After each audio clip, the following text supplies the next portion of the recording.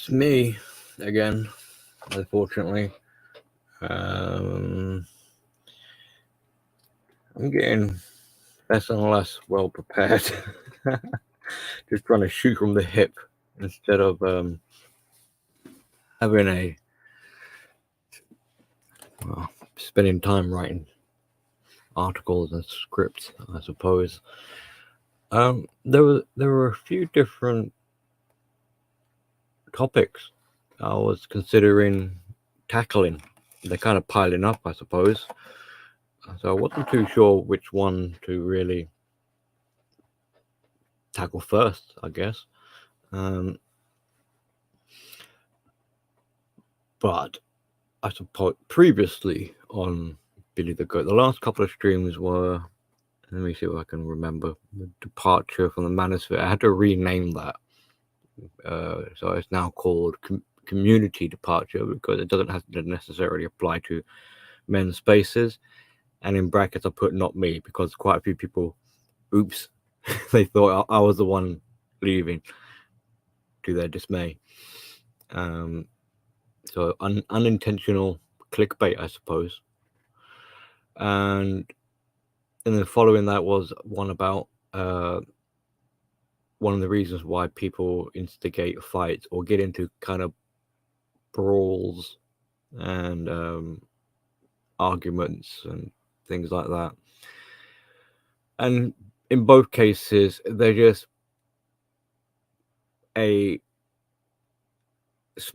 just an example of what possibly could be happening. It's not like the definitive reason. Because there could be all sorts of other things. And if it don't apply to you, then it's got nothing to, it's not about you. If you're not, if you're not doing such things with such motivations or intention in particular, then it's not really talking about your behavior, but it might be something you encounter on your journeys. I mention this because a lot of people, not a lot, a handful, excuse me, I'm going to sneeze.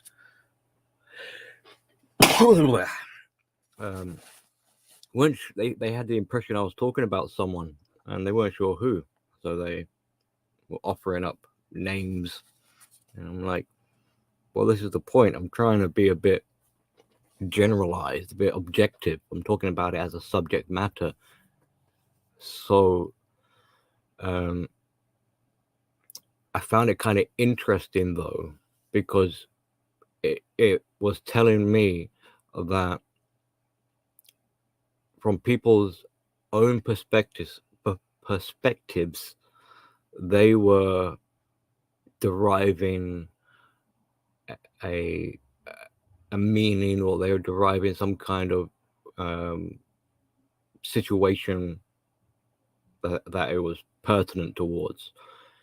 So that's a topic for a later date about interpretation, I suppose, or how things can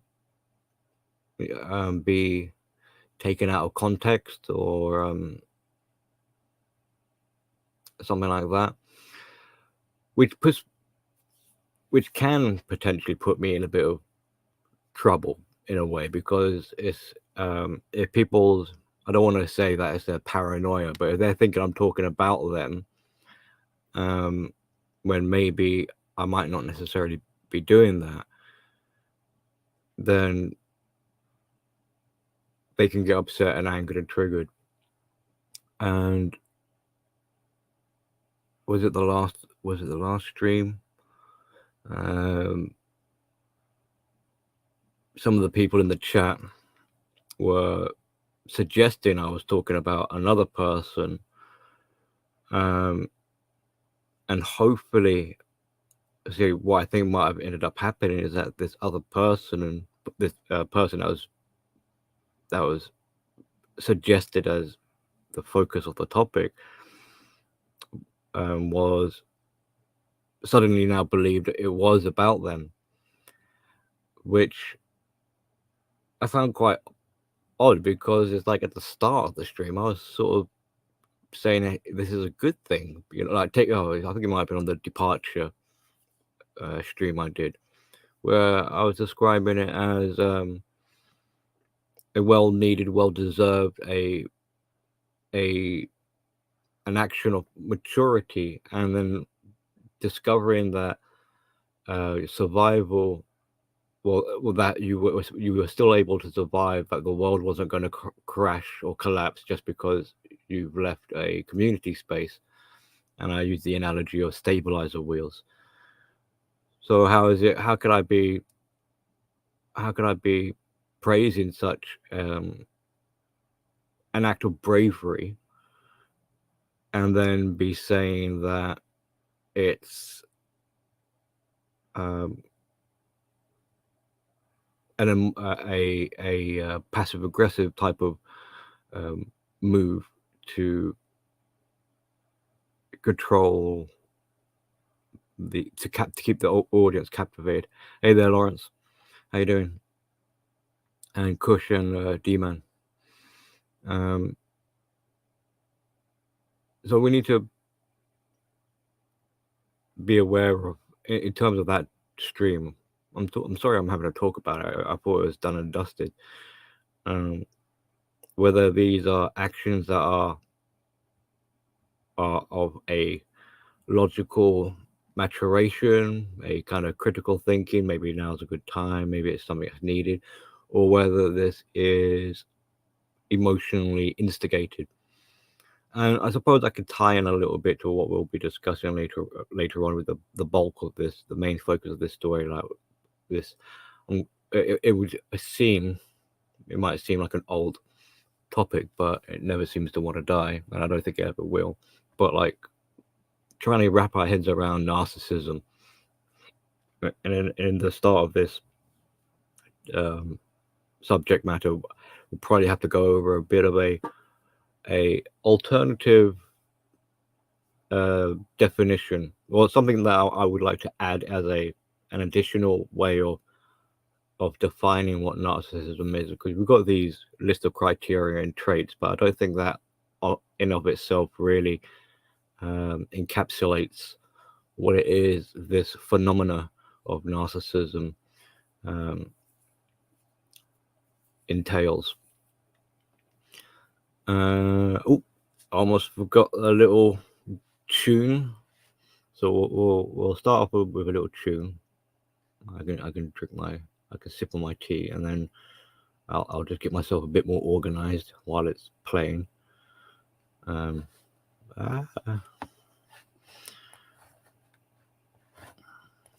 Sorry. So screen share audio, Chrome tab, bish bash bob. All right, there we go. Put this at the start, and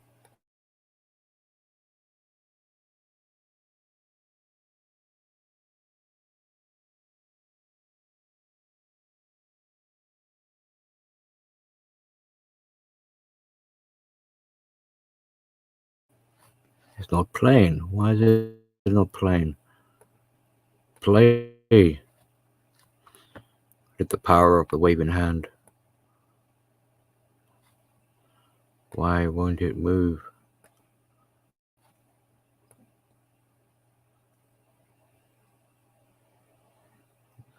Am I doing something wrong? Let's try a different track.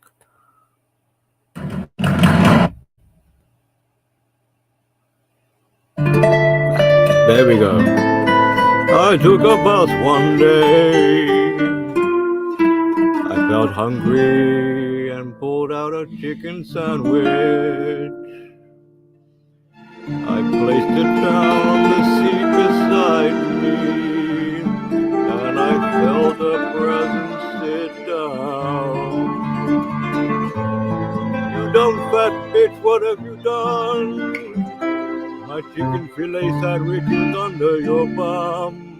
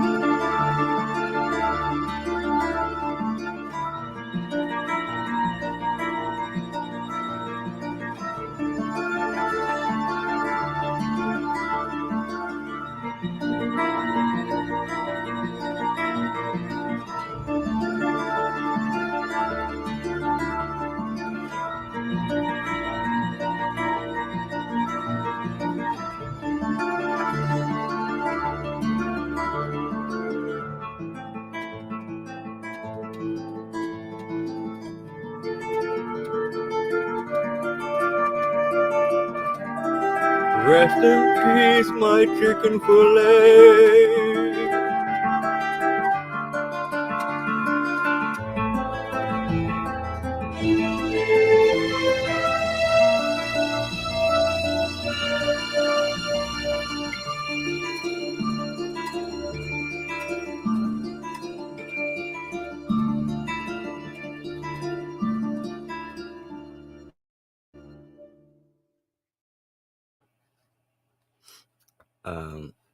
That was Chicken Fillet in A minor.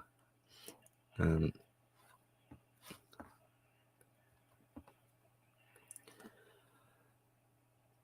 then we will add our... It took me ages to find a picture.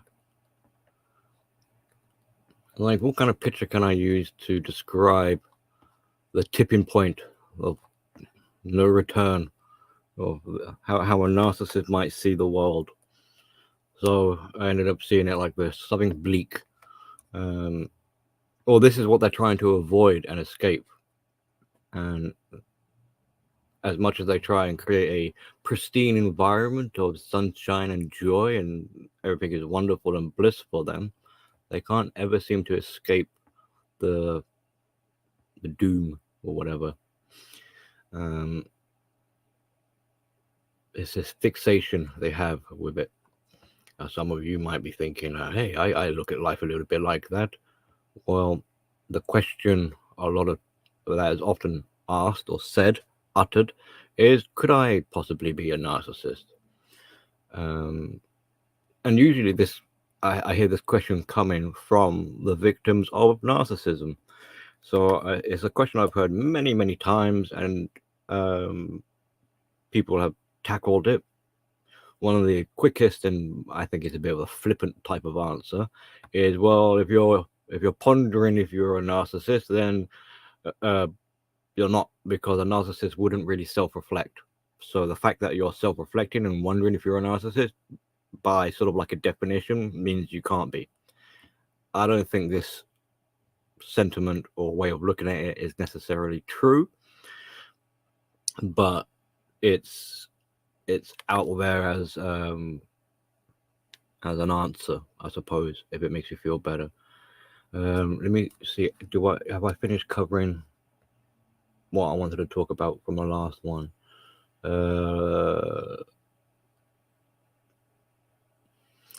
So I want to give out an apology in case if anyone thinks perhaps I am trying to showcase or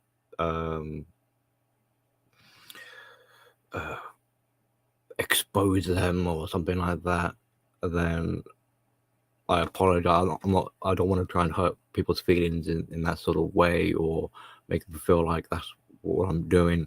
I'm trying to be subjective and just discuss behaviors. And if it's not something that you think you're doing, then you shouldn't really be feeling or thinking that I'm necessarily am talking about you. It's kind of like make up your mind. And a lot of the times, if it provides any comfort, a lot of these discussions are things that I've experienced myself. These are sort of like those internal battles that I myself and many of you might also have. So don't feel like, or try not to feel like you're being picked upon or isolated or singled out.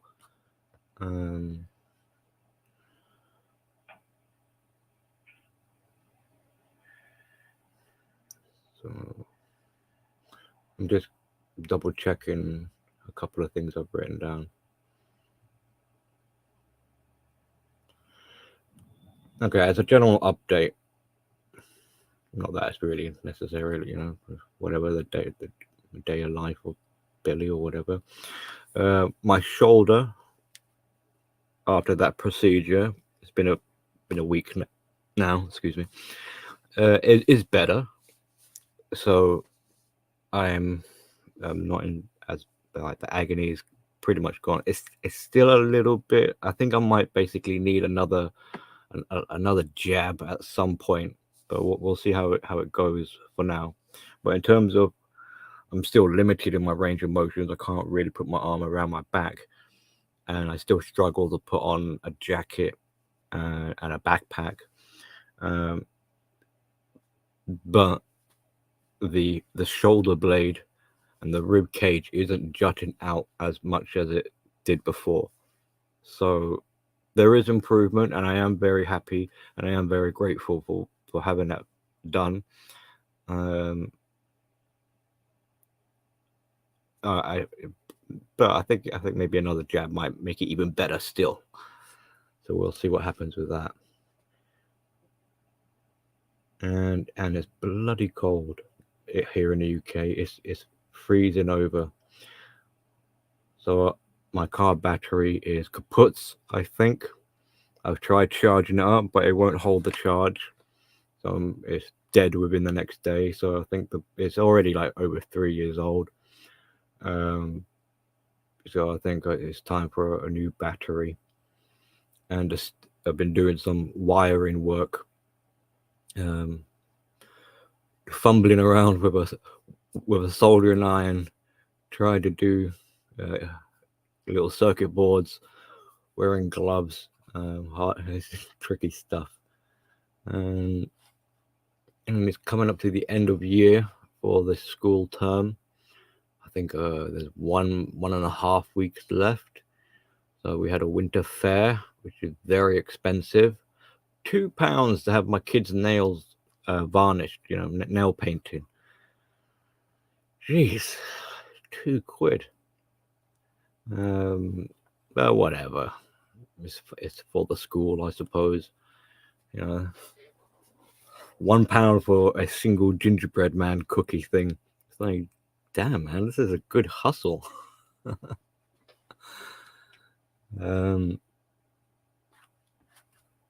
Right. Let's try not to delay, Billy, because these streams are too bloody long. So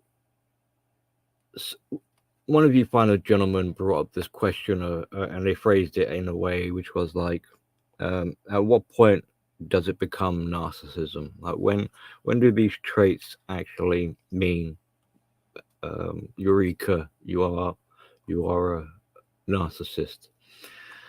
I mean, you could take the technical way of looking at it and just be like, well, just type in the criteria of narcissism, you'll have your 9 traits there, and I think if you get 6 of them, then you get a diagnosis. So that's the sort of simplistic way of looking at it. In regards to those criteria, see, the way I see narcissism, with its lack of boundaries and limitations, it has a tendency of wanting to spread and grow. It wants the power, it wants the control over the organism being your body. And so it won't really limit it. Once you've got a couple of these traits, if you were a narcissist, then it will bleed over into other areas of your life, and before long, you're pretty much gonna like have every single one of these traits. And to be even more a bit pedantic, every one of the let me look up quickly like the narcissistic traits, just to make sure I've got all 9. It's hard to remember them all sometimes, but the point I'm trying to make is that each of the 9 traits, every single person will at some point display these traits. Now that makes it a bit of a problem, because then it's like, hang on, how do we then differentiate what makes you a narcissist? Well, the difference is that although a normal, healthy person, a neurotypical person, will at some point have every single trait, not all at the same time. One day he might be very grandiose in self-importance, and on another day you might be occupied with fantasies, and then on another day you might be in a little bit of denial. But the point is that with the healthy neurotypical person, they can kind of step away from it. They're not constantly, continually like this. they will perhaps self-reflect, or they'll realize they've done a wrong, or simply they're just not doing that behavior going forward. And so this is what the narcissist isn't able. They don't have self-control. They can't self-regulate. So there's nothing to pull them away from these traits and behaviors. And if anything, they dive deeper. They become more and more engulfed by them. So for the narcissist, there is no escape. It's kind of funny because the narcissist is all about escaping the real world, reality, responsibilities and accountabilities and truth and the authentic true inner self. All of the narcissist is escaping into this shell, this fantasy, where they, in a sense, are like godlike. They are the creator of this world, and it gives them a sense of ultimate control. They, depends how far deluded they are, but I mean, they could go as far as thinking like they have a little bit like solipsism, where they have manifested the physical world because of their grandeur. I mean, they'll go as far as thinking like these trees are here because of they're for me, they belong to me. This world is the world, like sentiments like the world is your oyster, that kind of sentiment, like as if the stars and the planets were put there for your benefit. So that's a quick way of looking at the at what point do you cross the threshold into the land of narcissism. And the thing is, so we're going to cover the definition. I mean, it is as a result, this means the narcissist is deluded. They intentionally and willingly do not want to see the world in its true form for what it is. So they have to distort it. And after time, more and more so, as they become more and more narcissistic, they have to distort every aspect and have their fingers in every single pie, because anything that is not being meddled around with or infiltrated, or they have their like tendrils or tentacles in there, then this is something that is beyond their control, and means that it kind of it relays a message back to the narcissist, which is like things that aren't in your control means that you're in threat. So how do they solve this problem? It's like, well, then we will turn a blind eye. They do not exist. So in people relation type settings, it boils down to those they interact with, they see as objects and a form of possession. So they own these objects. So they own you and me. And the people that they can't control, well, they just don't simply exist. And when I say that the people they interact with that they own, or or at least have influence over, that they have pulled them into their fantasy world. So the narcissist does not live in the real world, and so if you're interacting with a narcissist, you're in their playground, which isn't in reality.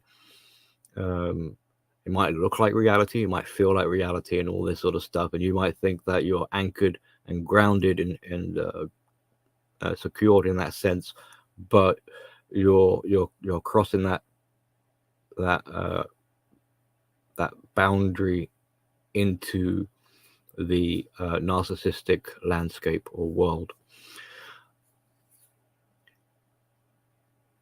And another way of describing this is, I was saying it quite a bit in the last stream, is this ego versus the self. So narcissism is derived from your ego. this is that kind of voice that in a lot of cases is like an inner critic, a lot of self-hate. But it's that survival. I mean, narcissism by definition is a survival defense mechanism. And we have ego defense, so you can see how it derives from there. And as such, the ego / narcissist don't live in reality. They're in their own kind of fantasy world. Some call it fantasy. I like to say it's make-believe, because it's manufactured and fabricated. It's made up. They've conjured up this fantasy, as it were. Now, so one of the gentlemen was asking anyway, when was the crossing point? But more recently, another gentleman who I've asked permission if I could share the dialogue I've had with him, and I'm going to use that as a basis or the framework for the bulk of this conversation, I think, to sort of guide me through it. No, he said he doesn't mind me sharing this. I think he said he doesn't mind me saying his name, but I'm not going to say his name unless it slips out by accident. But if he's in the chat and he's listening and he wants to say, "Hey, that's me," it's up to him. So I need to find where that conversation took place.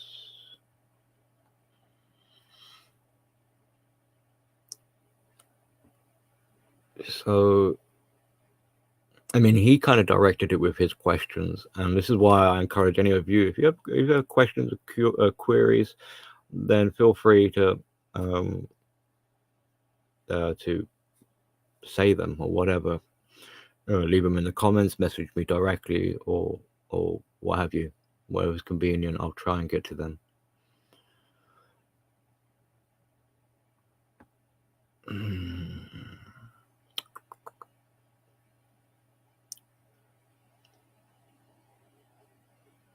So I'm just seeing where the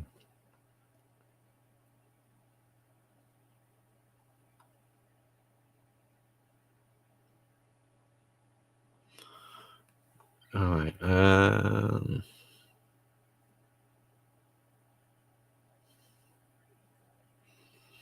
mean, this person who I'm having this conversation with was describing some of their history, and it's the kind of classic sort of story in terms of the narcissistic stories I hear, where family members were turned against them. The mother of the child is hell-bent on destruction and mayhem.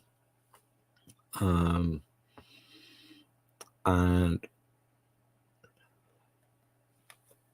I don't think he realized, as he's telling me his experience. I mean, I didn't want to be condescending and tell him at the time, but there was like a secondary dialogue that was taking place. So he's telling me about the history and the experiences, and how it's had an impact on him, how it's made him feel, and the kind of person he's become. And that's the thing. The secondary dialogue is in that, as much as survivors are hyper focused on wanting to understand the narcissist, it only really goes so far before you really must find your own closure in a way and start to focus on yourself. Because during all that time, obviously, if you're spending all your time and energy wondering about the narcissist, well, where's you in all of this? You're being neglected. And the narcissist is spiritually being empowered. They might not know that you're discussing them, but should they come to know or realize that you are obsessively thinking about them, then this will please them, because it's like, one, your attention and energy is on me, and two, it's not being given to yourself, so you're suffering long term. So that's like a double win for the narcissist. And the same thing applies when men are talking about women and how much women have done wrong. So really, if men want to go their own way, then they need to stop this obsessive compulsive attention that is a waste of energy going to these women. I mean, especially if it's being repetitive, you've already reached a closure that it's a lost cause. So then there isn't really much. It's like beating a dead horse. No, but that whole obsessive addiction thing about the women is another stream for a later date, because that's quite a big one. And I mentioned the word addiction, and that's part of the reason why there's this obsession with wanting to discuss women, because of this addiction. And interestingly enough, the narcissist does the same sort of thing to you. They make you, well, the addictive behavior was probably already there, but the narcissist has capitalized or has exaggerated this addiction to make you, as a codependent, more hooked on them. So when the narcissist is gone, this is in part why you can't stop thinking about the narcissist. You're ruminating, you're hoping that they will give you closure, and of course they're never going to do that. So this is a way of tying into that other stream about departure, a way for them to depart but not actually go, because although they're physically no longer present, they're inside your head. So have they really left? Not really. You need to kick them out. Anyway, so in the conversation with this gentleman, I write. So I'm gonna basically just read off what I wrote and hope it's applicable to what we're discussing. So a full-blown NPD is someone who is in a shell, a protective shell. This is their bubble. When you hear about people living in a bubble, and this is something I don't like about these terminology of like manosphere, because a sphere, we're talking about bubbles here, and I think this closed off shell is a bit dicey. So this is what the narcissist does. It's like a turtle or tortoise. It thinks it can live inside its shell, and it calls the inside of the shell, air quote, like the real paraphrase, the real world, when really it's a fake world. It's the fantasy. So all of this basically results in a delusion. The shell is to protect against the harshness of the real world and contain a fantasy world. Well, that's what I just said. That is where the narcissist lives, not in reality. And in that sense, they are delusional. The self isn't allowed. All right, so the true inner self isn't allowed to be aware. Oh, I think his question was, can a narcissist be self-aware? So here I'm answering that part of the question. The narcissist is not allowed to be self-aware. They're trying to escape the self. If anything, they hate the self. And this is what the narcissism is in part trying to rectify. Is trying to get rid of this true, authentic self, which it's deeply ashamed of, and replace it with this fabrication, the mask. And the narcissist, I just said it, it spends the rest of its life trying to replace the sense of self with this manufactured, super duper perfected, idealized, keyword idealized, version. And it's not true, obviously. So this is the fake self. So the narcissist has a false sense of self, and this mask, well, not so much the mask, but the sense of the false self becomes a Frankenstein monster. It becomes a patchwork of other people's identities. The narcissist doesn't know what to be. It has no identity of its own, so it has to. It looks around, it scans people, and it sees what we call character traits, and it steals those character traits from people. So so we've got a few gentlemen here, right? So I'm gonna use you guys as examples if you don't mind. So a narcissist may come in here, for example, and we'll see Iridium Kush and see someone who is who has bling or whatever, who travels, who is a high earner and high ranking in their career path. So what will they do? They will try and steal that from Iridium Kush and try and outdo him, and then rub it in his face, most likely. Now, with Mr. Hemi, correct me if I'm wrong, but you're quite the mechanic, right? So a narcissist will come along and be like, right, so I'm going to be an engineer of sorts or a mechanic of sorts, and I'm going to outshine Mr. Hemi. And then Tim, I think you do weightlifting, is that right? So they'll be like, right, I'm going to now power lift or outdo him in fitness. And so as a result, if we had a narcissist here on their CV or in their kind of what they would claim as their own personality, they would say they're now a high earning mechanical weightlifter. And it's all of you in one body, basically. And D-Man, I'm not sure what you actually do, but it doesn't matter. No, not all that doesn't matter. I mean, in terms of no offense, D-Man, in terms of this example, but I'm just saying we see the narcissist becomes a hybrid. Basically, it'll take people's personalities and claim them as their own. And this is, I suppose you could say, is the vampiric nature of the narcissist, because the vampire takes the blood from people.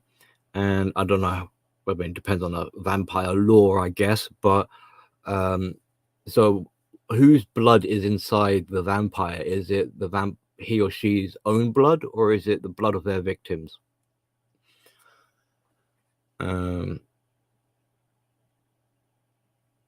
So the true self isn't allowed to be aware. It's in the process of being annihilated. Unfortunately for the narcissist, they can't ever quite do that. It's like their shadow. You can't get rid of their shadow. So they can never really get rid of the true self. So instead, what they do is they imprison it, and they lock it away in a dungeon deep in the bowels of their soul, if they have one. And pray to, well, I would say pray to God, but the thing is, the narcissist in their mind is the God, but they'll pray to someone that fingers crossed, and hopefully the true self will never emerge, and especially never get any power. So it becomes very important to kick this sense of true self down and never allow it to see daylight. And that becomes a big factor in later on with recovery and with our own self-awareness for those who are healthy or those who have the potential to heal and recover. Because remember what I was saying before, how the narcissist is in a distorted delusion, and they try and make you an addict, and there is and if you combine that with what I was saying in the previous stream about the ego being a bad source to get your information from, don't get your information from the narcissist, for Pete's sake, you know. So if you've got a sense of self that you've calibrated to what the narcissist has or your ego has told you, then you've got a distorted sense of self. Now, luckily for you, if you are indeed a healthier or person who is potentially able to recover and heal, although you have a distorted sense of self, the fact is you've at least got one, so it can be rectified. So that's why it's inner work, and that's why it's hard work. So there is hope, basically, is what I'm saying, for those who have not gone off the deep end with becoming a narcissist and retreating. This is the thing. This shell, this bubble for protection, is retreating. It's escaping reality. So they are frightened. They're very cowardly, and you probably already noticed this with narcissists. They put on a big show and they pretend they're all brave and cocky and everything like that. But a little bit of a push, and they're as cowardly as mice. And where they run to, it's inside the safety of this shell. I mean, it could be quite as juvenile as, literally putting their fingers in their ears and singing la la la la. I can't, you can't see me or whatever. So, I mean, that as before as well in the other stream I mentioned about a paradox. So this is one of the paradoxes the narcissist finds themselves in, is that they are living in delusion, in a fantasy, but they can't. It's not sustainable. You still need reality in order to actually live and survive. So how can they take the benefit of reality but not actually be part of it? Well, this is why they try to pull reality into their world. So you, as an outsider who is in reality, this is what I was saying, you interact with a narcissist, you are being pulled into their world. And this is why they're dependent on you, because you are the tether to reality. So they can take what they need from reality as long as it's not threatening or dangerous, but they've also got the safety of their fantasy. Now the thing is, they can't live in reality. So it's kind of like someone who requires a delivery driver, fast food delivery driver, and food brought to them. They can't go outside and get food for themselves. They have to have that food brought to them. So they can't exist in reality. It's too dangerous. It's too threatening. It's tied. Reality is tied into sense of self. So if you're going to accept reality, you have to start to accept your sense of self at the same time. You have to accept the truth. Now, this doesn't compute with the narcissist. It's all about no truth, no sense of self, and no to reality. You might hear the idea of like saying no, capital letters, N-O, no. It's the biggest no, it's a full sentence all by itself. Well, guess what? The person who said no first is the narcissist. The narcissist is the first person to say no. And what they said no to is, well, everything, basically. Life, responsibility, truth, and a sense of self. It's just, and love, no. And so they reject it. They reject reality. And this is why they escape. And this is why, in a sense, they start saying they get the entitlement. Well, we'll get to that part of the criteria, I think, as we go on. And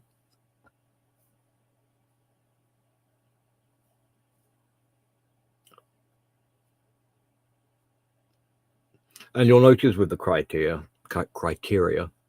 is that although everyone will at some stage be a bit entitled or be a bit grandiose or be a bit in denial or a bit in fantasy or whatever, for the narcissist who is constantly in these states, it is also in excess and disproportionate. So when I say we might all be a bit entitled, even like we're being a bit modest here. It's like I asked, well, I thought I deserved a beer or something like that, and I'm calling that entitled. It's like, Jesus, man, it's just calm down. Like we could all have a beer or whatever. Well, not all, but you know what I mean. But for the narcissist, they're like, no, give me the whole brewery. I own every pub there is. I'm the drink master or whatever. So they take it to the nth degree with all these. Like if you think you're being selfish for asking for a napkin, then think again, because a narcissist is like, no, I own the napkin factory. All napkins across the world belong to me, and you should be grateful that I'm even allowing you to have a napkin. That's the kind of mentality of a narcissist. It's almost like a megalomaniac. It could get that way, I suppose. So he asks a question. You might hear the label of empaths. But the question was, can a narcissist be an empath, or are empaths narcissists? And oh boy, I always have to let me get my shield up. Incoming fire. I know it's coming. Narcissists they absolutely love to hide themselves or think of themselves as empaths. And they like to hide amongst them. And in a very similar way, to make it a bit more manosphere related, you'll have many narcissists who would love to call themselves a MGTOW, for instance, or they would call themselves a member of the manosphere. Because a predator, which is what a narcissist is, pretty much, they're using people, they're hunting people to extract and abuse them, etc. What better way to hunt than to pretend you're one of the sheep or one of the herd and get in that way? And that's why I was saying ages ago that these community spaces is like a cafeteria for a narcissist, because once they're in and they pretend to be like you, like, hey, we're all brothers here or something like that, and they gain your trust, you're unsuspecting. It's the wolf in sheep's clothing. They can feast to their delight, and at their leisure. So in terms of the empath tribe, or like the empath community, yeah, you betcha they'll pretend to be an empath. That comes with the additional perks, because not only are they, they'll do this with every community. If you've got a community that is full of nuns, they'll pretend to be a nun to get in there. If you've got a community that are I don't know, disabled people, they'll pretend to be disabled in some way to get in. Whatever it is to get their foot in the door, they'll pretend to be it, because they're a chameleon. They're shaped, it's almost a little bit like multiple personalities, but they are actors. Now take an actor and take their, what do you call it, like their backlog of movies. They play different roles. So it's all about role playing and acting and putting on the performance. So this is changing the mask for another one. So this is no real problem for the narcissist. It's kind of like what they're actually designed to do in a way. It's one of their skills if they were to have a skill set. So yeah, they hide amongst the empaths, but the empaths, compared to other groups and communities, have virtue. They are looked at as if they are angels and saints. And because the empath, they're the spiritual healers of many communities, because they feel people's emotions and all this. But are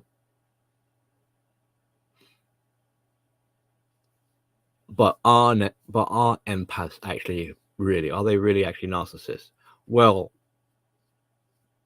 if you look at the criteria and compare that with the empath, you'll see for each one, the empath ticks the box.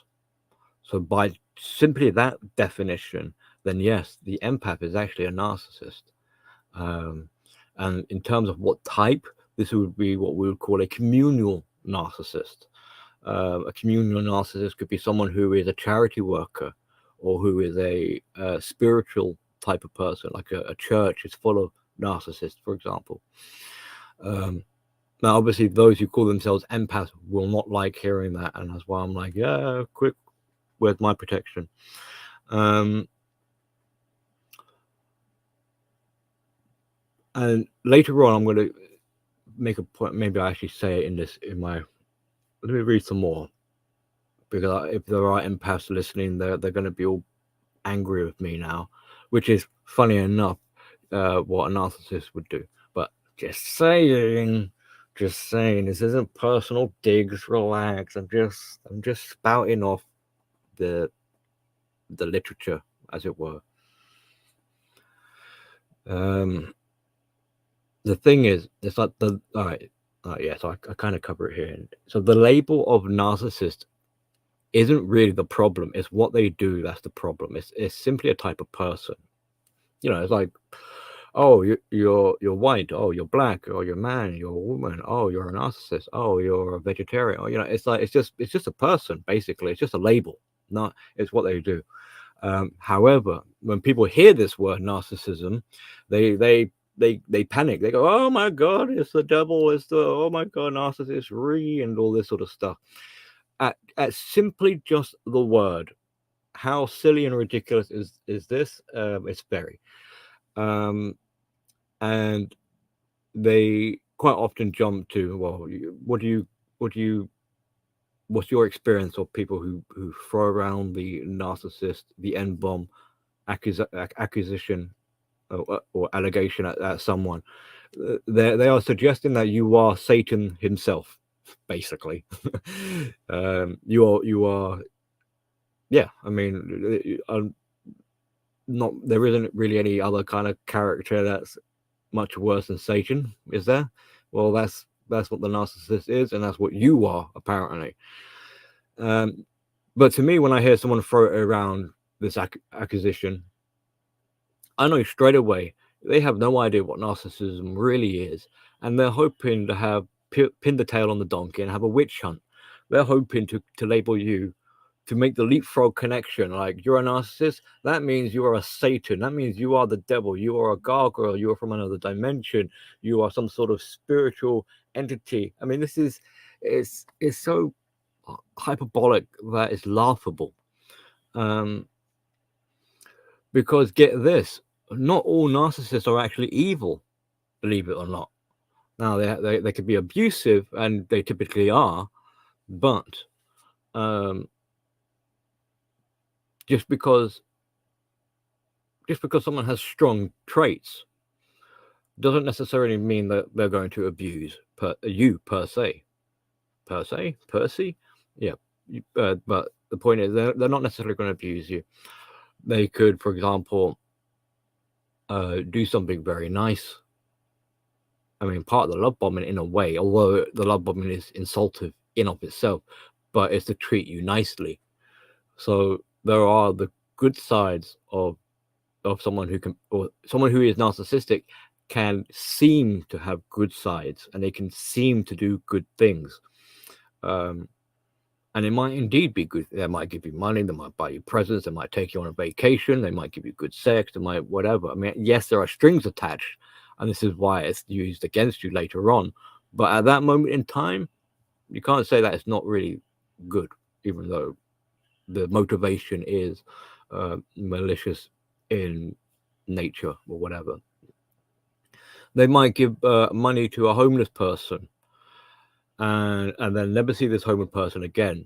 So as far as the homeless person is concerned, good was done.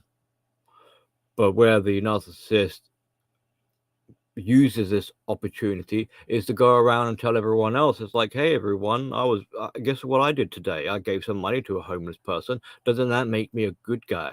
Doesn't that make me virtuous? So although the homeless person, that interaction has ceased, it's no longer happening, and as far as that homeless person is concerned, like, they're not being abused, they're not being harmed, but what has now happened is that they have been utilized, right? They're not being abused, but they are being used for self-validation, for gratification, for virtue signaling, for the communal narcissist. Someone giving blood, same sort of thing. I knew, I mean, it's no longer a friend, so ex-friend or whatever, a person who was very proud of themselves for donating blood. Now, obviously, the recipients of receiving the blood are going to benefit, so that's a good thing, right? And they're not being abused, but the process of giving that blood in a charitable way is what is fueling this self-importance of the narcissist. So it's usury.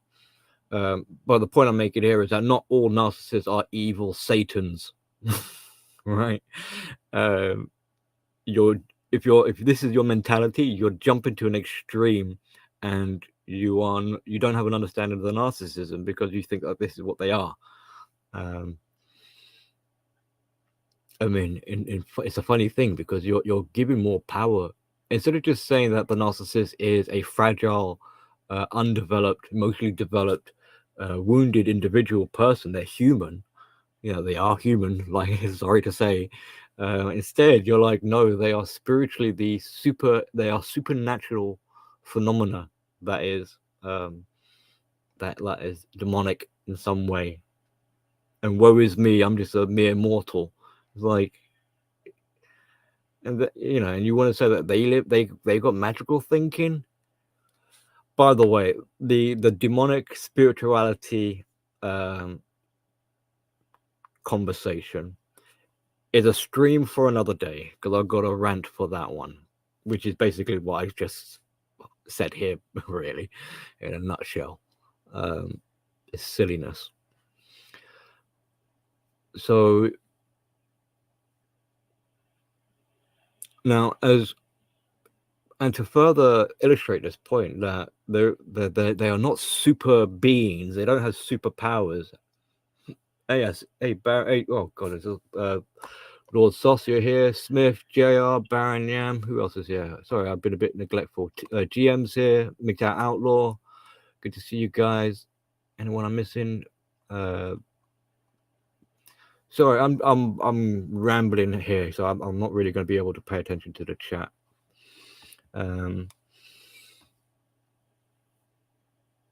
Hope everyone's doing well. But to illustrate how non-superpowered the narcissist is as long as you got your boundaries, and you're aware of what's going on, there's not really much the narcissist can do, because of their vulnerabilities and their weakness and their cowardlessness and things like that. It's what is it? It's what do you call it? Like like a barker no bite, or a mouse pretending it's a lion kind of thing. There's actually a kid's story called The Gruffalo, which has a bit of that lesson in there. You've got this Gruffalo big monster, and you've got this little mouse, and if I remember the story right, it wants to eat the mouse. But the mouse is a little bit smarter than the Gruffalo, and basically makes the Gruffalo terrified of the mouse. It uses its shadow, and the Gruffalo is like, oh my god, it's a giant mouse creature. Anyway, look it up, Gruffalo. And when you've got these boundaries, I mean, this is the other thing. You guys probably noticed this anyway. You kind of naturally slipped into it. But when the veil has been lifted, or the magic trick has been revealed, or you realize what's going on, and you realize you're dealing with a buffoon, essentially, then having a narcissist around can actually be quite amusing. It can be kind of fun. There's this little sort of joke, like, if you've got a boring party, invite a narcissist over. They're like entertainers, and it's hard to take them seriously. And so when you watch a movie, for instance, I mentioned earlier about acting and actors. So when you watch a movie, likely you're watching someone with high narcissism. So particularly if you enjoy that movie and you actually believe the storyline, you believe the characters, you are being winningly played along or played for by the actor, by the narcissist on the screen, and you're buying the merchandise and the tickets and you're hoping for the next big blockbuster. So you're rooting for this narcissist. You're like, hey, I enjoy the actor's work, but at least with the actors, it's in a confinement of sorts. It's on the screen, as it were, as opposed to your personal life. And you often hear, in the showbiz industry, the personal testimonies of people involved with actors, and it's drama and craziness all the time. Well, at least you got that boundary or that cutoff there where you're not directly participating. And then there's also healthy narcissism, and this one might make you all a little bit uncomfortable, but we talk about having, we need to increase our self-esteem. We need to feel better about ourselves, especially men. Men, feel better about yourselves. Well, your self-esteem is built upon a framework of narcissism. So when you're saying to someone, you need to have think better of yourself, you're kind of stirring that narcissism pot. You're saying basically, have a little bit of narcissism in you so that you feel better. Now, don't be too alarmed by hearing that, because what it means is that you're lacking in healthy narcissism. Now, provided you've got the governor in your mind that regulates your emotions and how you feel, then you can keep that narcissism in check within yourself.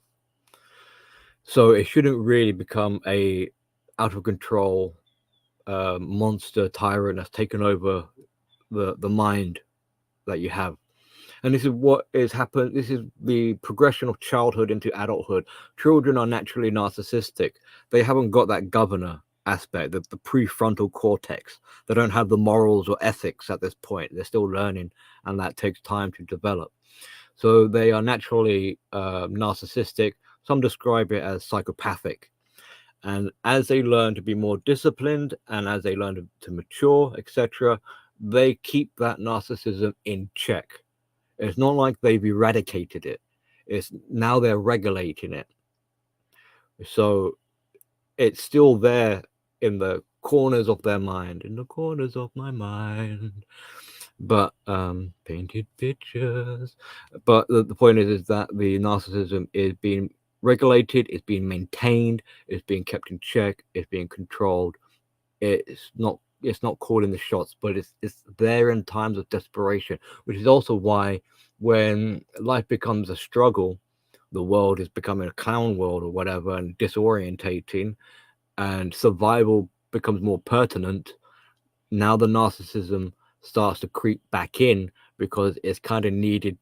It's like come to the rescue. So that's how we know that narcissism isn't really ever gone. We have to learn to live with these things. It's like it's the shadow side, it's the dark side, it's the icky, uncomfortable bits, aspects of us that we don't like to admit we have, but it's there. Just like how for the narcissist, the true sense of self is the shadow they can never escape from. In a sort of flipped around way, the narcissism is like a shadow that follows you around in a way. But you don't have to necessarily, you're not necessarily trying to run away from it, unlike what the narcissist is doing. Anyway, jabbering on some more.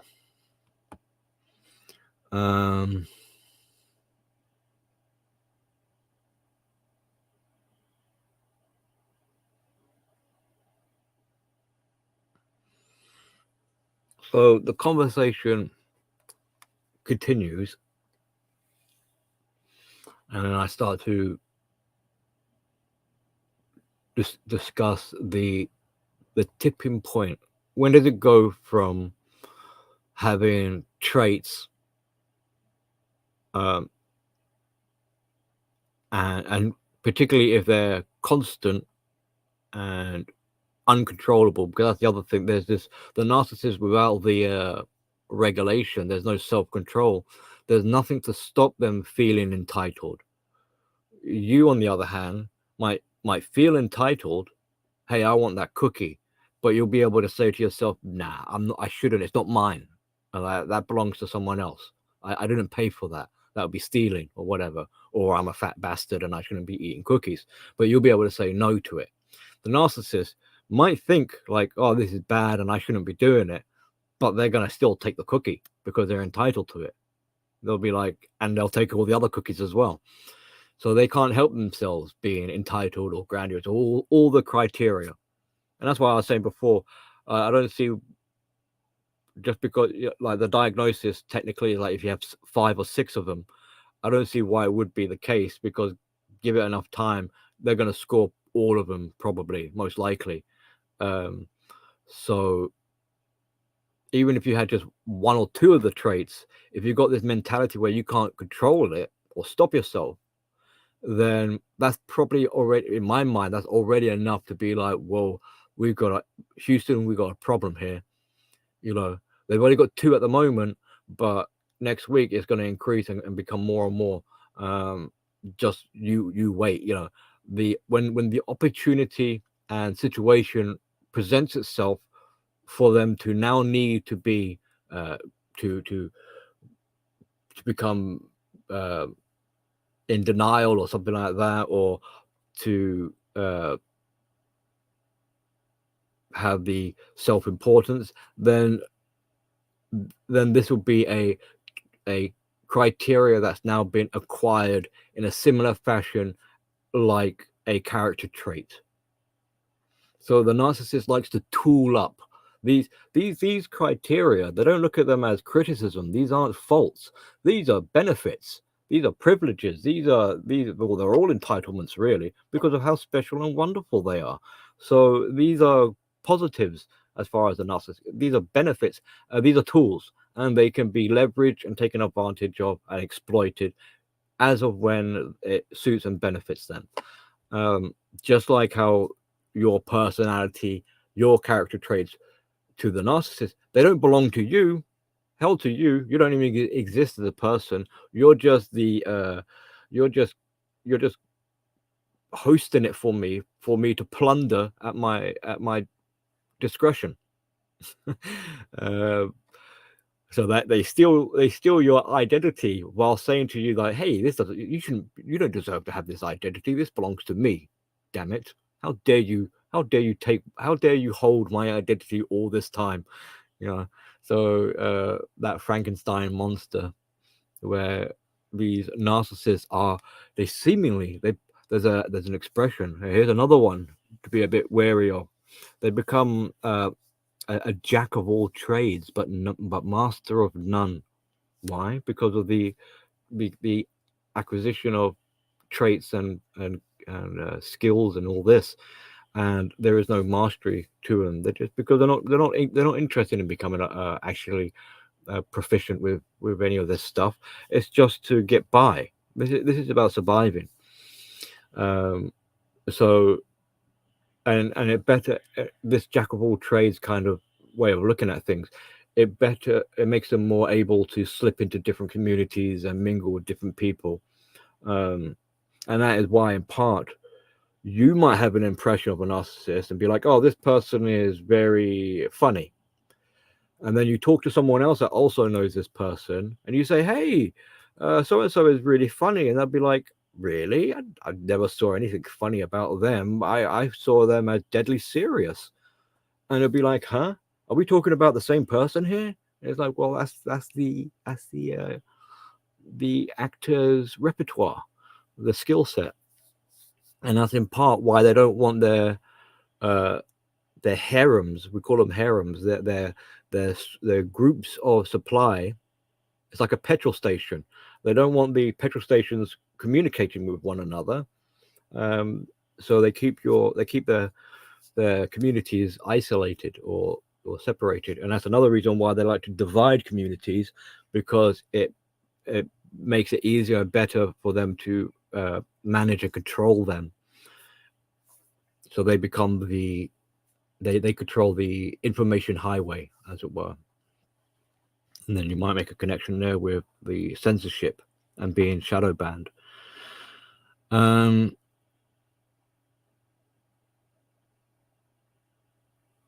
So the precipice of when they become a narcissist, it's this fork in a road, in a way, this decision where someone, or a threshold or a crossing point, where someone can no longer function in reality for what it is. They must, once they start distorting and contorting and misinterpreting and warping pretty much every aspect of life, then they're crossing over. The hope is pretty much gone at that point. And the thing is, the more they have strong traits, and the harder it is for them to function in life and reality. Like, let's say they lose a job and they got no relationship and they've been exiled and they got no money, and life is getting them down more and more and more and more. They're slipping into a kind of psychosis almost. Then they could cross over that tipping point. It's kind of like, imagine when the world is coming to an end and this is the person that is cackling, like a maniac. It's sort of like that sort of thing where they're like, reality is too dangerous now, and the only way they can function in it is by concocting a alternative meaning. So an example would be, for most people, they walk down the street and they step in some dog poo, and they'll be like, crap, silly me. Annoying, disgusting, whatever. It happens, right? But for the narcissist, they'll be like, goddamn dog, whoever's dog this is, deliberately pooped right there because they knew my foot was gonna step there, so they got their dog to poo there. They did this deliberately to get at me because they're jealous of my success and power and envious of me. God damn them and that dog. I'm much better than them and that owner. And you see how it's ridiculous. This big narrative, the story arc has just formed over dog poo. Or another example, this one happened to me. I got a parking ticket. I overstayed I was in the parking space for too long and I got a ticket. And I was a bit confused at first. I was like, why am I getting a ticket? So I checked the signboard and I realized I had gone over the limit. So I was like, okay, lesson learned. Next time, make sure I read the signboard, because clearly I'm in violation. Now, I didn't argue with it, but there is this option if you want to argue, basically. Send them a letter or phone a number. You got 2 weeks. You can make a claim, basically. But I was like, well, I don't need to make a claim. Obviously, I overstayed my welcome, and I got a parking ticket. Now, yes, it was like £60. I mean, ridiculous money, but it is what it is, and pay up, basically. And I was like, right, make sure, my mistake, my bad. Make sure I be more observant and try not to do that again. Now, a narcissist would look at that situation and be more like, motherfuckers. they would be kind of, they'd be really irate about it and be like, they're doing this on purpose. They're letting everyone else get away with parking there. They'll be like, other people have been parking there and they didn't get a ticket, but they chose me. They singled me out. They want to punish me because they're either envious, jealous, or they just hate me because I'm that important, because and I'm not going to pay this, and screw them. And if anything, they should pay me, because you see how this craziness, and they won't let it go either. They'll be moaning about this for the rest of their life, probably, about this incident, because narcs can't let go and they hold a grudge. Well, the ego won't let it go. So you can see this conspiracy aspect. They're out to get me, for the narcissist, or the world is not in accordance to my desires in order to spite me or something like that, when in truth it's basically, no, just get with the program and participate in society, contribute, function.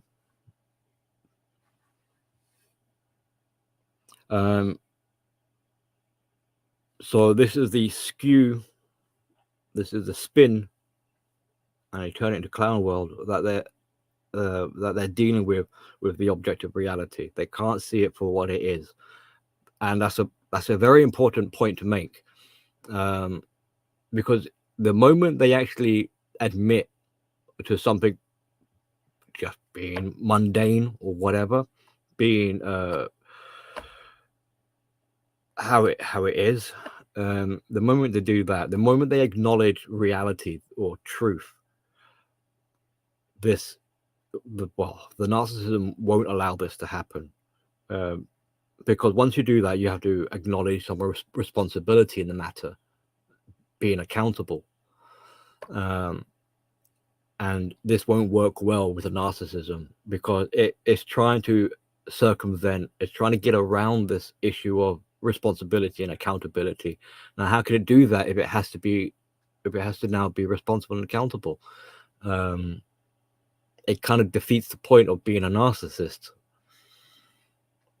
So the narcissism in a way is like a get out of jail free card. And this is why, in part, you will never win against a narcissist. You can never pin them down with accountability. You know, they'll always deny and be evasive. It would be a poor defense mechanism if you were able to catch them out. Even if you caught them red-handed, they'll deny it. You know, oh, they made me do it, or something like that. Or I was drunk at the time, or oh, I was dead at the time, or whatever. There'll be some sort of excuse. It's like I can see your mouth chewing right now. I know you're eating a cookie. And it's like, no, I'm not. Flat out lie, you know. No, I'm not. You're imagining it. It's not me chewing this. Maybe you know. Maybe you need to go see a doctor. You know, to be a pain in the backside. That would be denying and deflecting, whilst at the same time being insulting. That's like a double whammy. You know, just to imply it, to suggest that there must be something wrong with you and you need a doctor.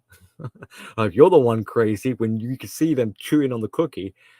You know, and for someone who doesn't realize what's going on, it will be completely baffling. You'll be like, I don't understand you might even believe, you might be like, maybe I am going crazy. I swear I saw him eating a cookie. Crumbs were falling out the mouth. They're making the nom nom sounds and everything. Holding the packet of biscuits in their hand. But they said they weren't doing it. Maybe I really am hallucinating. And the narcissist, of course, would love to know that later on that you booked yourself into therapy because of a cookie.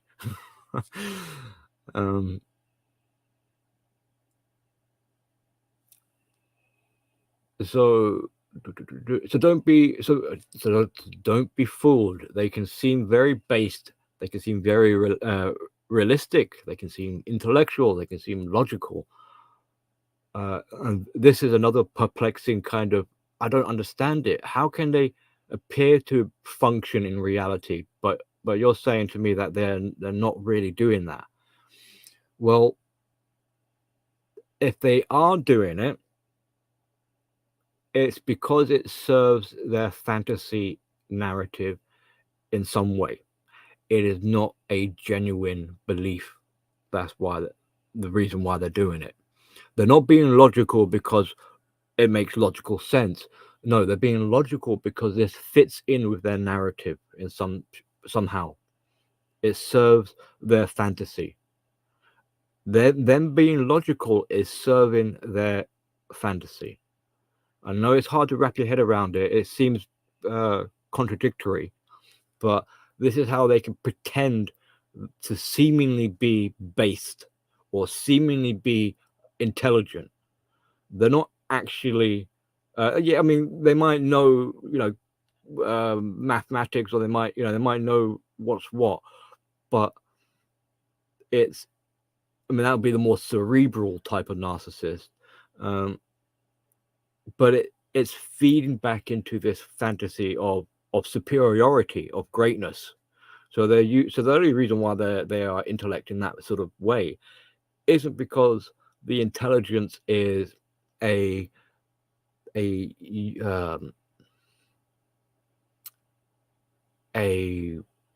good thing to be just doing just for out of interest, out of curiosity, out of self-development, out of things like that. They're doing it because it like a tool. It serves their fantasy much more adequately. So with that, their intention and motivation as to why they do things starts to become more evident. So this is another reason why with narcissism, you need to have some time. If you're observing it, you need to spend some time of observation and not just jump to a conclusion and an accusation of, oh, they're a narcissist. Well, you can't make that. You can't make that decision just off a whim. You need to have that observation. You want to see what the driving force that is turning these gears. So what I wrote in the conversation I had is that you'll probably notice that at some point it no longer becomes about accepting life and getting on with things, and instead it becomes a rejection of life. It's about how to escape life and reality, and that's one of the reasons why they can't stop drama and accept peace, because that's a conclusion in a way. That's a termination. And when you have a termination, now what? So responsibility and accountability comes back into the picture. So to avoid the accountability of a closure, ergo there is no closure, and that way the cycle could perpetuate and accountability can continually be avoided. So drama basically becomes the vessel or the conduit to pull people into their fantasy. And we've been talking a lot about dramas lately in the manosphere spaces. It's a general kind of thing. Lots of people talk about drama. But this is one of the reasons why, unfortunately, until we have an understanding as why it's taking place and the function it serves, it'll most likely continue.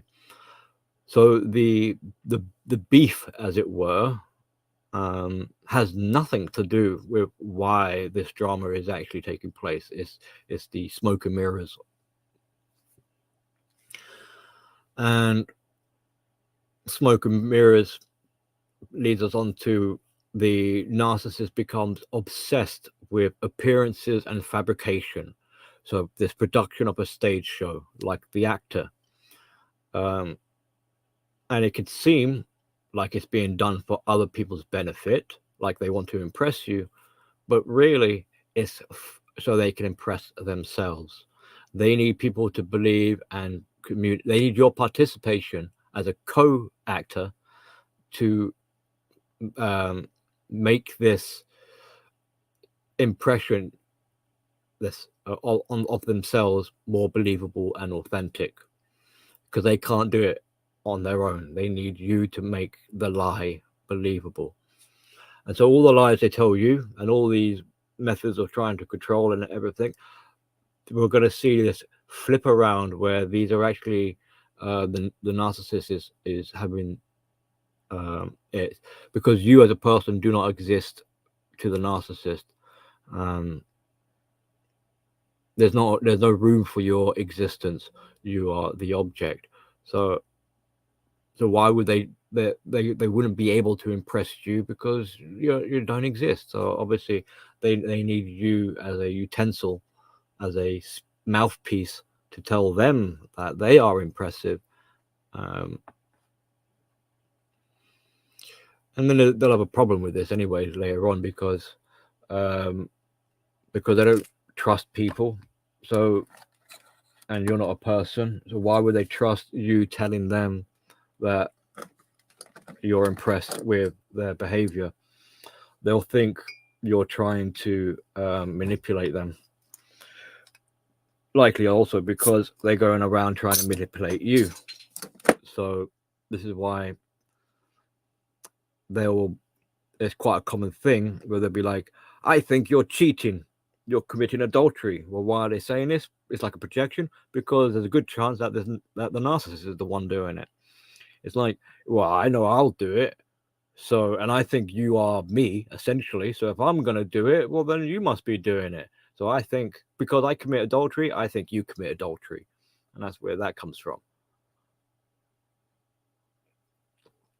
I mean, the answer to that would be like, no, man, Not everyone is you. Now, you just admitted to committing adultery, but I didn't.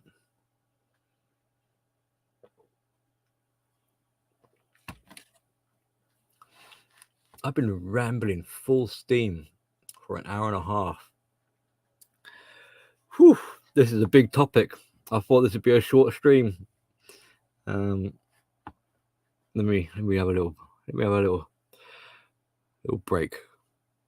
If anyone wants to go for a wee, now would be a good time, I suppose. I'm just scanning the chat to see if there's any. Oh, we have a dandy here. I was once invited to be part of a harem during my time in Maine. I thought this was just a sister-wife type of thing. I think it was a work joke, but I have no idea.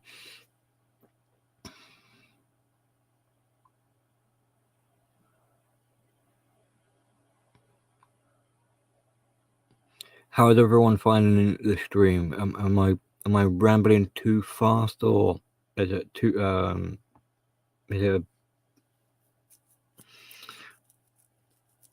it a bit overloaded? Am I fluffing it out too much or something like that? Or I think with narcissism, it pays dividends to be precise, so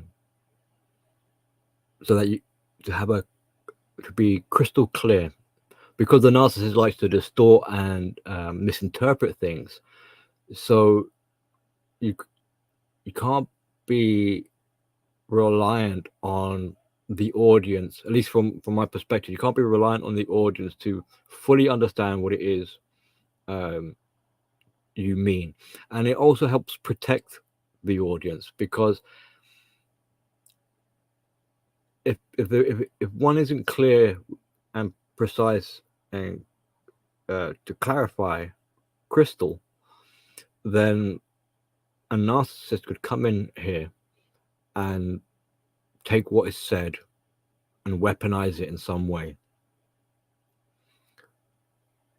So by being as precise as I can be, I think, I feel, I believe, I'm not sure which, but it helps to mitigate against that abuse, frankly, for coming in here, stealing what I'm saying, weaponizing it, and abusing me in the process, whilst using it to abuse other people. So if there is a narcissist coming in here, they'll be fully aware that not only am I onto what's going on, but the members in this chat room and my community here, etc., are also clued in. So that kind of nullifies the potential of trying to use it as a weapon, hopefully. I don't think it will stop them, but the more we understand and the more clear we can be with it, it's like being a skilled ninja warrior. We can decapitation with a single blow or whatever, should the time be needed.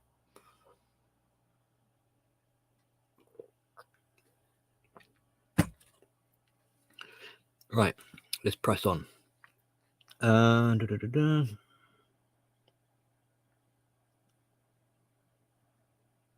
okay. That just. All right. So going back to this idea of, can a narcissist be self-aware? Well, the narcissist is outside of the sense of self. They're trying to get away. They're trying to escape it. They don't want anything. They want distance from it. So they are outside of the self. And how the world sees them is how they try to see a preferred version of themselves. And really, they hate the true self. And so they want to replace it with something better, the fake version of who they want to be, who they aspire to be. It's like they aspire to be this idealized version, but they can never actually do the hard work of actually being the authentic. You could actually be this person you dream about if you actually bothered, but the narcissist doesn't want to bother. They want to shortcut it and cheat their way to get it.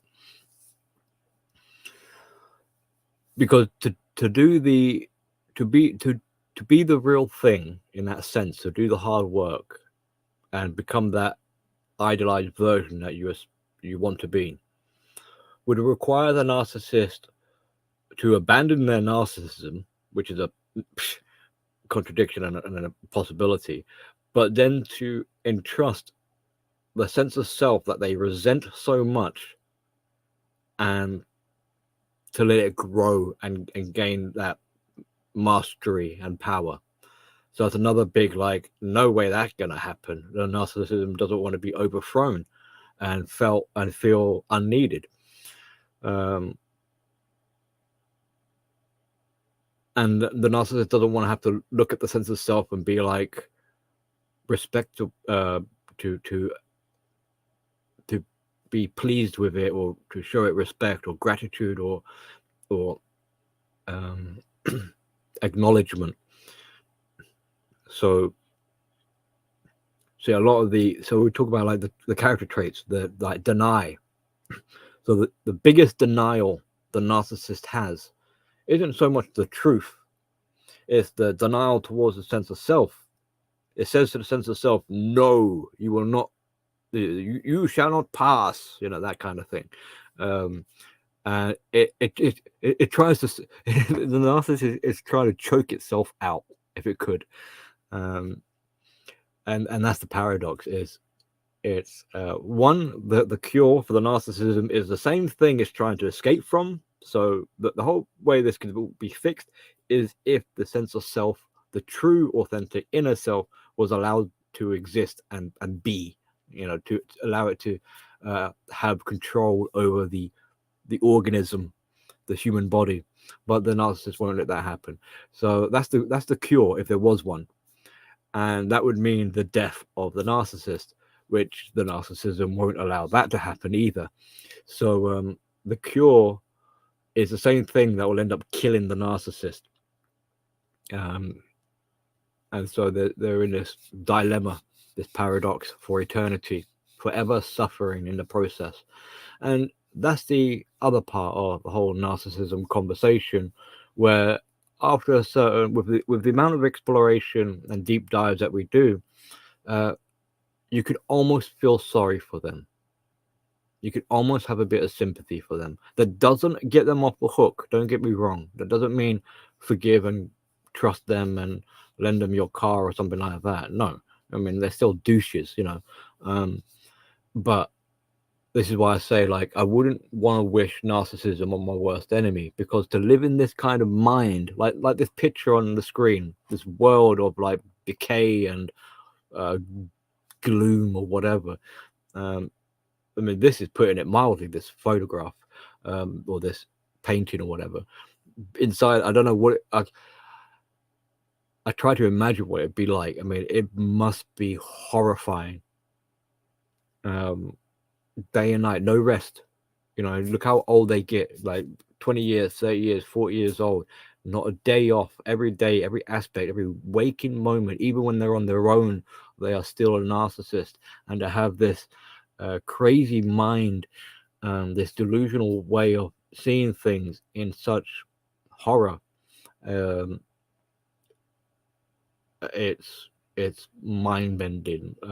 Like, even like you guys might think I'm very in depth with what I'm describing here, but to try and imagine the severity of inside a narcissist, the imagery of the landscape inside their brain, I don't think any of us could really appreciate or whatever. It must be, I don't know. It's just weird, because as much as they have that negative horror show, they're trying to like sweep it under the rug and be like, there's nothing to see here, everything is rainbows. So it's this kind of you've got this horror show, but this overlay of butterflies and rainbows, and that just makes it even more surreal, more quirky, I don't know, more psychotic, in a way. I don't know.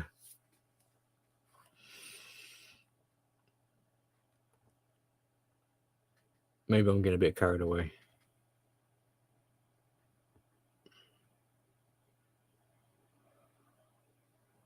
So if what I've said coming up to this point where, you know, like all these character traits and behaviors, if they don't really apply to a person, they don't. This is the thing.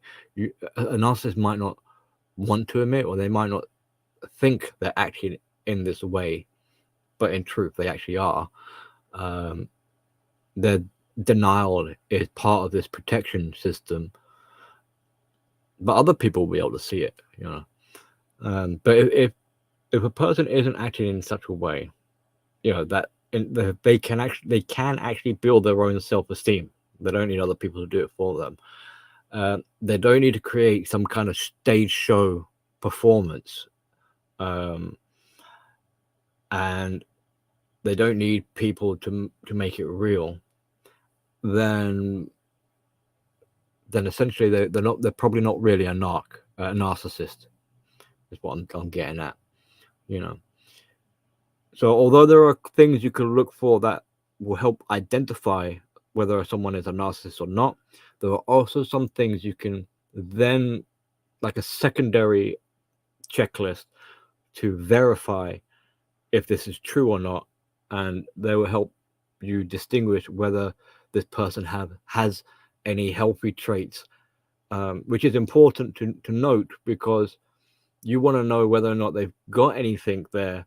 That it's one thing to have bad behaviors and have bad traits, right? We can all be guilty of this sort of thing, but you want to know whether or not there's anything there that will help safeguard against that. Is there something in that person which shows some responsibility, which shows some authenticity, which shows some and it's not bravado, kind of like plenty of narcs will say things like, oh yes, I say sorry to people all the time, you know, because narcissists tend to not say sorry for anything. So the narcissist is aware of this stuff. They know, like, oh, I better pretend to be empathetic, I better pretend to say sorry, I better pretend I'm only human and I'm not perfect, I better use that one every now and again, you know, to kind of throw you off the scent. They don't want you to catch on to them. Now you need to be able to see through this and be like, do they truly believe that? Are they being honest here, or is this something that they're trying to convince me to convince them? And then you start seeing you start seeing how things are actually being driven.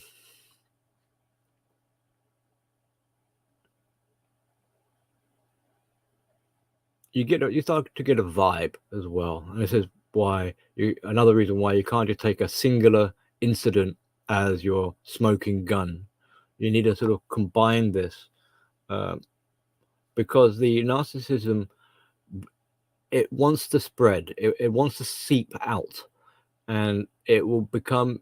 And this is why I jabber on about narcissism so much, and whenever people talk to me, is because I see it weaseling its way into every aspect of life, and it needs to do that. It needs to spread in such a way, and it does it both in the mind as well as in the real world, and as well as through its victims, which will be another stream at some point, where we talk about the effects it has on its victims, how it carries over, and causes further damage.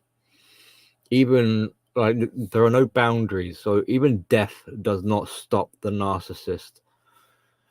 They can live on through your consciousness. I will talk about that stream about departure, a similar way like that. They haven't departed.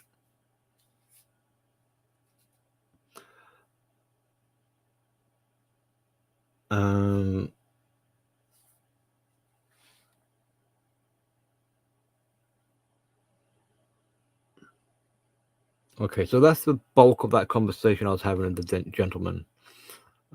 It goes on to talk about rage, and that'll be another conversation about red pill rage, And I make a point to say that, well, narcissism helps contribute to red pill rage. There is a connection there as well. But I'll save that for another stream, because that would be a probably another long talk about rage. But I think that I haven't heard anyone mentioning that aspect of it, the connection to the narcissist. So that'd be like a title, something like "Red Pill Rage" in connected to narcissism or something.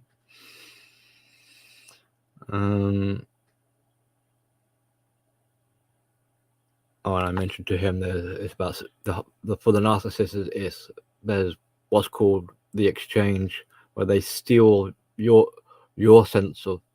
They've got no. The narcissist has no real self. It does, but it's locked away, like we were saying earlier. It doesn't want anything to do with it, and it wants a replacement. So where is it going to get the replacement from? It gets it from you. So as such, the narcissist tries to steal your self-esteem along with your identity. So the narcissist feels better about themselves thanks to you, and you feel depleted usually, and drained. Your life force has been sucked out of you.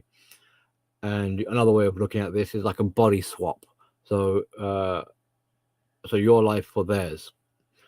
And if you are aware or whatever, you realize that the narcissist has a lot of self. They have a lot of inner resentment, a lot of self-hatred because of that shame of the inner self, and in turn is why they're very bitter towards other people. There's other reasons for that as well. It's like because other people have their own sense of self. It's something that belongs to them, so they're envious and jealous of that. So they hate you for it. They hate the fact that you can have your own self-esteem. Excuse me.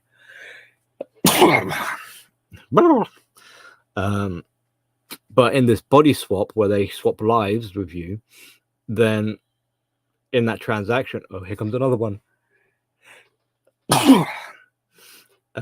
Excuse me. In that transaction, they hope that you will end up hating yourself as a result. So you'll notice the narcissist becomes happy that their abuse is working, that the transaction of the swap has taken place, and the happier they get, the sadder you get, or the more sad you are about life. So this is a careful. If you've been in a relationship and you're a bit frustrated and angry with your ex-partner, you're hitting that red pill rage. It is important that you get out of that anger, because imagine the satisfaction that is on the feminists, on their faces, the smile, to know that you are self-destructing. Now, why is it you're self-destructing? It's because the narcissist is the one who self-destructs, really, but an exchange has taken place. So the narcissist is no longer self-destructing thanks to you. You're the one that's going to self-destruct instead. You're going to be the sacrifice. So if you're in red pill rage and you're angry and you're frustrated, you're sacrificing yourself, and you're pleasing people like the feminists and your abusers, because this is exactly what they want to happen. They don't want you to have a life. And while your life is coming to an end because you're in tatters and tears and everything, they're dancing on the rainbows or whatever. They're going to dance on your grave if they could.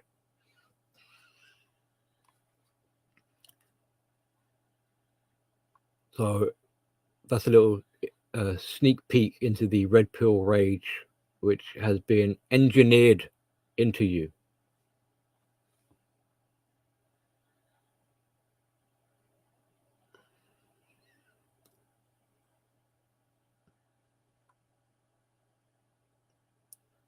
Okay, let me just check a couple of other notes now. Let's see. Oh boy.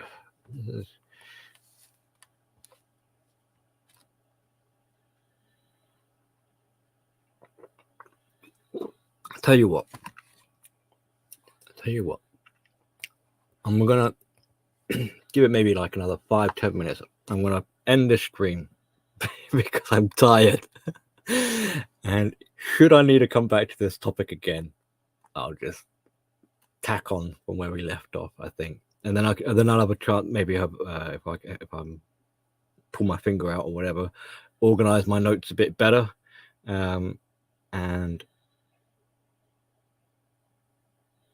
see where we go from there, I guess.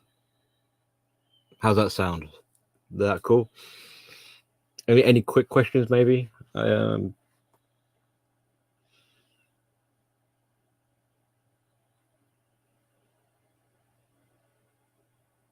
Was that informatable, this stream?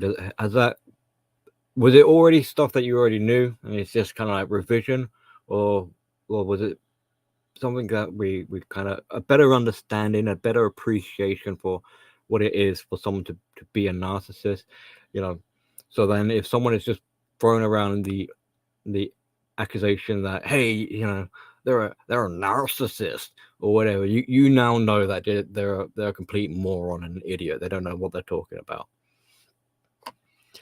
And if anything, it shows them up as being a narcissist more than who they're pointing their finger at. So those narcissists out there who like to use that on people, think again, or find another kind of way of trying to win.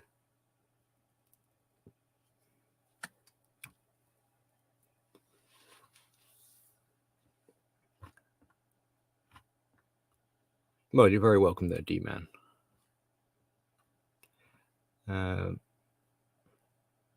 Yes, I will definitely try and add a. Well, I'm getting into the habit of wearing a coat indoors. It has to be done. I know.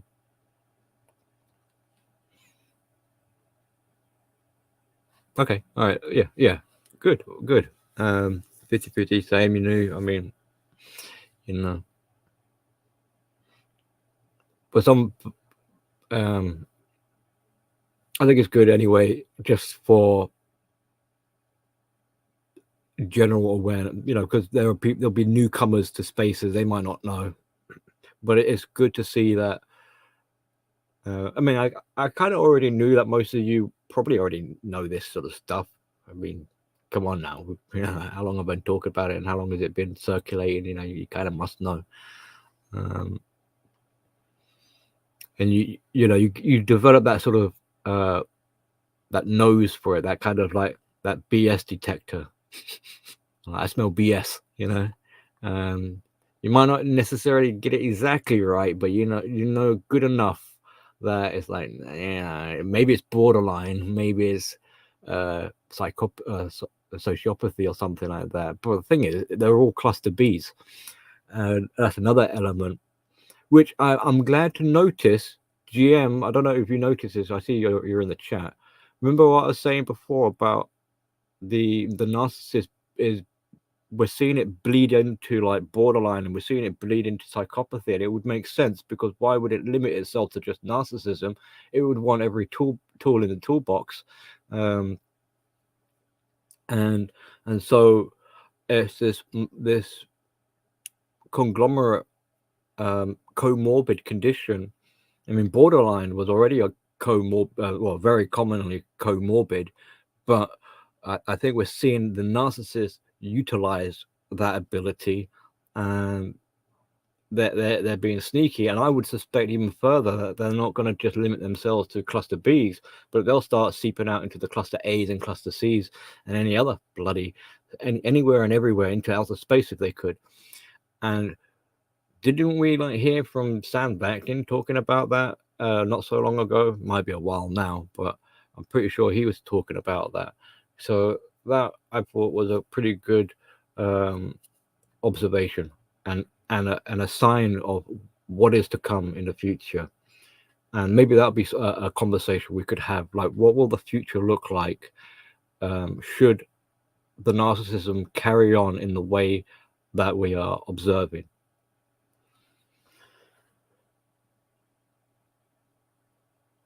But yeah, I'm glad. Thank you for everyone coming. Thank you for your time and attention.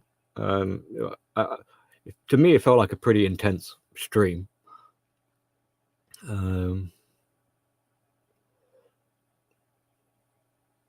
I'm not sure what else to really say. It's the weekend now, so everyone, excuse me, kid is having a birthday. It's not my kid's. It's one of her friends' birthday. They're having a birthday party tomorrow, so should be enjoying a little bit of birthday cake. Billy, are you eating cake? Nom, nom, nom. No. Are you lying? Nom, nom, nom. No. Yeah, that's all I'm thinking about, really. Birthday cake, and then next week is the last week of school.